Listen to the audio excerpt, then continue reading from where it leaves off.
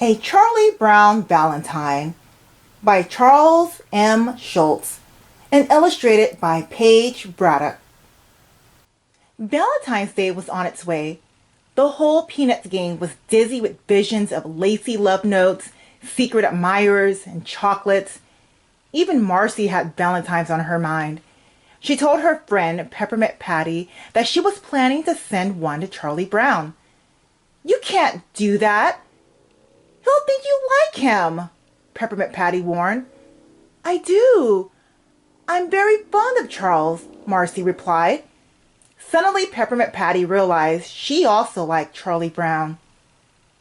But who did Charlie Brown like? Marcy knocked on his door and said, "I may or may not be sending you a Valentine, Charles, so I need to know something.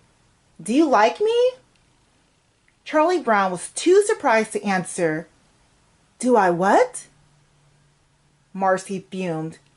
"I walked all the way over here to ask you a question, and all you can say is, 'Do I what?'" "Forget it, Charles." Now Charlie Brown was even more confused. "Forget what?" Charlie Brown did get a love letter after all. With a secret smile on her face, Peppermint Patty watched him read it. "I know you like me, and in my own way, I like you too, but..." Charlie Brown's heart beat faster as he read. Could the girl of his dreams finally have noticed him? He turned to Peppermint Patty and said, "I think it's from the little red-haired girl. She knows I like her," and Peppermint Patty shouted, "That's not from the little red-haired girl, Chuck! That letter is from me! You like me, Chuck!" Again, Charlie Brown was surprised. "I do?" But Charlie Brown knew his heart belonged to the little red-haired girl. And this year he was determined to give her a Valentine. Charlie Brown told his sister, Sally, his plan and showed her the Valentine. Sally said, "She'll probably laugh in your face." Charlie Brown sighed. "At least I'll be near her." Charlie Brown showed the Valentine to Snoopy. "I want to go to the little red-haired girl's house and give this Valentine to her," he said. "But I'll be too nervous without practice. I'll go outside and ring the doorbell, and you pretend you're the little red-haired girl, okay?" Charlie Brown clutched the Valentine, walked up to the door, rang the bell, and there stood Snoopy in a bright red wig. Since Snoopy was no help, Charlie Brown decided to rehearse on his own. On the way to the little red-haired girl's home, he practiced what he would say. "Here, little red-haired girl, I made this Valentine especially for you. Here, this Valentine is for you, sweet little red-haired girl." He tried out different smiles and even a wink. He wondered if she really would laugh in his face like Sally said, or if she'd throw the Valentine back at him, or... Charlie Brown couldn't stand it anymore. He mailed his Valentine to the little red-haired girl, and he didn't even sign it. Next, Charlie Brown decided to buy the little red-haired girl some candy for Valentine's Day. He told the store clerk, "I'd like to buy a box of candy for a girl who doesn't know I exist." When the clerk asked him what kind of candy, Charlie Brown explained, "Nothing too expensive, ma'am. I'll never have the nerve to give it to her anyway." But he had to try. Charlie Brown walked all the way to the little red-haired girl's house with the candy. He stopped at the tree near her door and thought, "Maybe I can hide behind this tree. When she comes by, I'll hold out the box and she'll take it out of my hand." He sighed. "Love makes you do strange things." Charlie Brown couldn't sleep. He kept thinking about the little red-haired girl. "Tomorrow, I'll come right out and tell her I love her," he decided. "Then I'll give her a big hug and..." Who is he kidding? He was Charlie Brown. He was as likely to confess his love to the little red-haired girl as he was to bungee jump off the moon. The next day at recess, Charlie Brown saw the little red-haired girl. Maybe I should invite her to the Valentine's dance, he said to his friend Linus. Charlie Brown's stomach flip-flopped. Do me a favor. Go over and try to find out if she likes me. I'll hide behind this trash can and listen. Charlie Brown listened as Linus described him to the little red-haired girl. He sits across the room from you. No, by the window, near the pencil sharpener. No, in the last row. Sort of a round face. Does it ring a bell? Huh. No, brown, like in town. Charlie sank to the ground with a broken heart. The little red-haired girl didn't even know who he was. Lucy thought Charlie Brown should simply introduce himself. But Charlie Brown explained, I can't talk to the little red-haired girl. She has a pretty face, and pretty faces make me nervous. Lucy roared, How come my face doesn't make you nervous, huh? I have a pretty face. How come you can talk to me? Charlie Brown hurried home before Lucy could get any matter. He decided to write a letter to the little red-haired girl. That would be easier than talking to her. He asked Sally if she would deliver the love note for him. Sally fretted. If I get captured, do I have to swallow it? Finally, Sally agreed to take the note to the little red-haired girl. Charlie Brown waited nervously behind a tree. Should I wait for an answer? Sally yelled back to her brother. Charlie Brown fainted from embarrassment. Charlie Brown sat up, still worrying.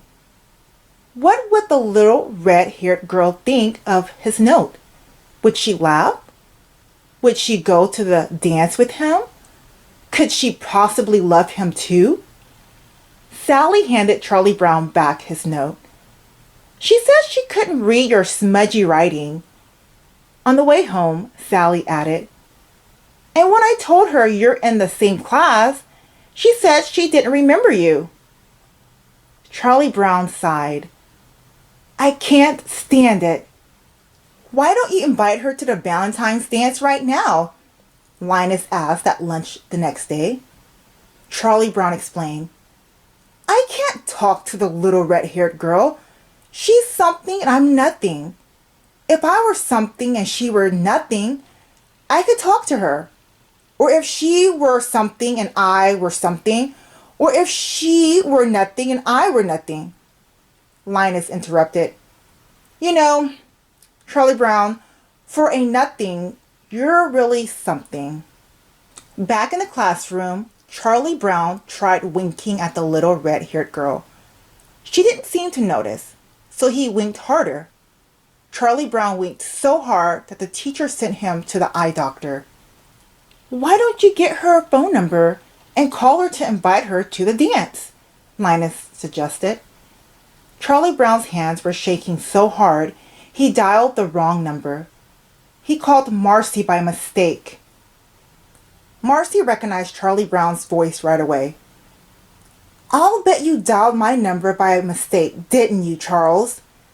I'll bet you meant to call Peppermint Patty. She happens to be right here. I'll put her on. No, wait, Charlie Brown yelled, but it was too late. Hi, Chuck, Peppermint Patty said. Finally, got up the nerve to call me, eh? I bet you called to invite me to the Valentine's dance. Well, I accept. Charlie Brown didn't know what to do.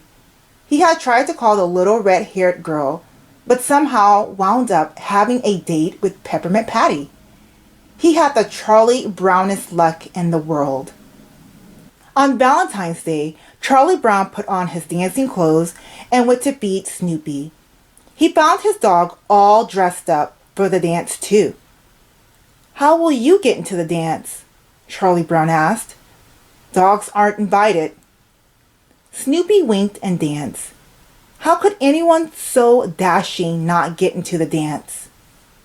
Still, the boy at the door tried to turn Snoopy away. "This is a dance. The dog can't come in." This little kid thought it was a costume ball, so he wore a dog suit.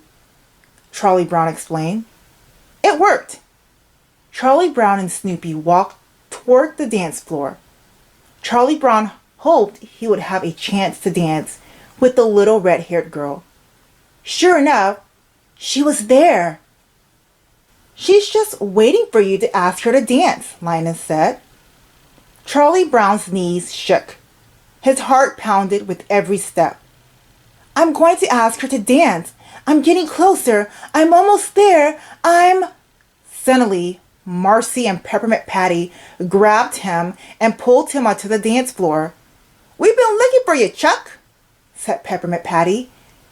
They danced the hokey pokey until the music finally stopped. Linus rushed up to Charlie Brown. "It's the last dance!" This was Charlie Brown's last chance. He looked over at the little red-haired girl and saw that she was already dancing with Snoopy. Charlie Brown sighed. Good grief! The next day, Charlie Brown looked at his mailbox sadly. Another Valentine's Day is over, he thought to himself. I'd give anything if that little red-haired girl had sent me a valentine. Then a happy idea occurred to him. Maybe she did, but it was delayed in the mail. Maybe it's in the mailbox right now. A real fancy one with lace and perfume. Charlie Brown opened the mailbox and Snoopy popped out and gave him a big doggy kiss. Then the beagle bounced out of the mailbox and started dancing. Charlie Brown and Linus danced too. There were no valentines from the little red-haired girl, but that was all right. When you're Charlie Brown, you don't really expect too much. It's enough to have good friends, a faithful, if crazy, dog, and a heart full of love and hope. Linus shouted, "Happy Valentine's Day, Charlie Brown!" And it was.